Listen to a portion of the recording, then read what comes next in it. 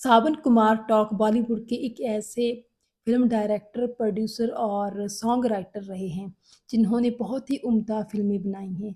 सौतन film भी उन्होंने बनाई थी और मीना कुमारी और मुमताज़ को लेकर गोमती के पार भी एक फ़िल्म उन्होंने बनाई थी।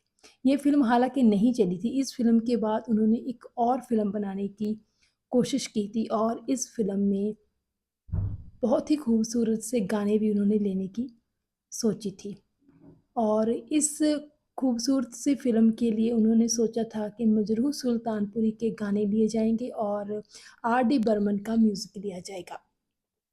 और जब सावन कुमार टॉक ने मजरूह सुल्तानपुरी से बात की कि उनको इस फ़िल्म के लिए 2 गाने चाहिए क्योंकि उनके पास इतना ज़्यादा बजट नहीं है कि उनकी पूरी फ़ीस उनको दे सके, तो महज़ 2 गाने ही उनसे लिखवाने हैं।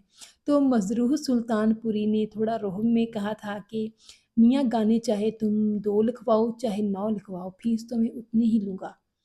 तो इस तरह एक तरह से ना ही की थी मजरूह सुल्तानपुरी ने कि आपकी सिचुएशन से मुझे कोई वाह-वास्ता नहीं है, मुझे तो उतनी ही फ़ीस चाहिए, गाने चाहे आप 2 लिखवाइए, चाहे 4 लिखवाइए।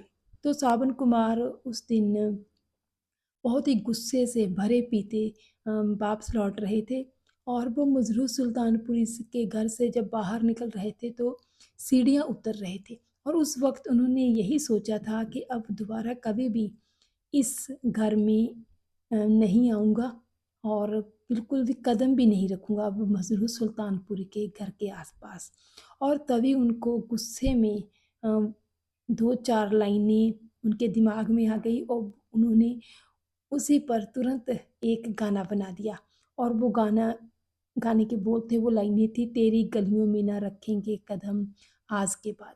और जब उन्होंने रास्ते में ही चलते-चलते गाना बना दिया तो तुरंत वो उषा खन्ना जो कि म्यूज़िक डायरेक्टर थी उनके पास पहुँच गए और उनको बताया कि ये गाना उन्होंने लिखा है और इस पर उन्हें कंपोज़िशन चाहिए उषा खन्ना जी की। तो उषा खन्ना जी ने बिल्कुल टाइम वेस्ट किए बिना तुरंत बैठे ही म्यूज़िक तैयार कर दिया और धुनें बना दी और सावन कुमार जी को पकड़ा दी।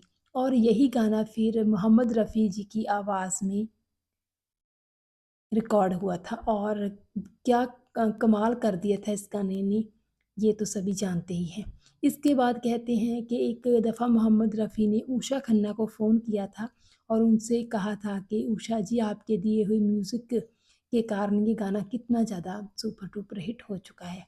तो देखिए सावन कुमार टॉक जी का ये पहला गाना था।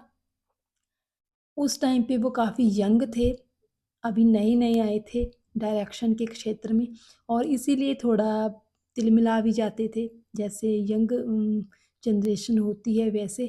तो उस टाइम पे उनको भी गुस्सा आ गया और गुस्से में उन्होंने खुद ही गाना लिखने का प्लान कर दिया। लेकिन ये उनका पहला गाना था ज़िंदगी का लिखा हुआ, जो कि मोहम्मद रफ़ी की आवाज़ में रिकॉर्ड हुआ। रफ़ी जी ने इसकी बहुत खूबसूरती से गाया। उसके बाद सावन जी ने बहुत सारी और फ़िल्मों में भी गाने लिखे और बहुत सारे और कमाल के गीत और फ़िल्में बनाई।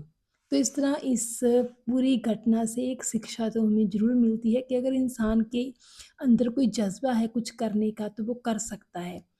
अगर सामने से रिस्पॉन्स नहीं मिला है, किसी ने हमारा साथ नहीं दिया है, तब भी इंसान को अपने आप पे यकीन होना चाहिए कि वो क्या नहीं कर सकता है। तो इस तरह सावन कुमार जी का ये खूबसूरत लिखा गाना जो कि उन्होंने सिर्फ़ गुस्से में लिखा था, इस गाने ने कमाल कर दिया और सबसे बड़ी बात ये थी कि ये गाना उस टाइम के मशहूर सिंगर मोहम्मद रफ़ी की आवाज़ में रिकॉर्ड हुआ।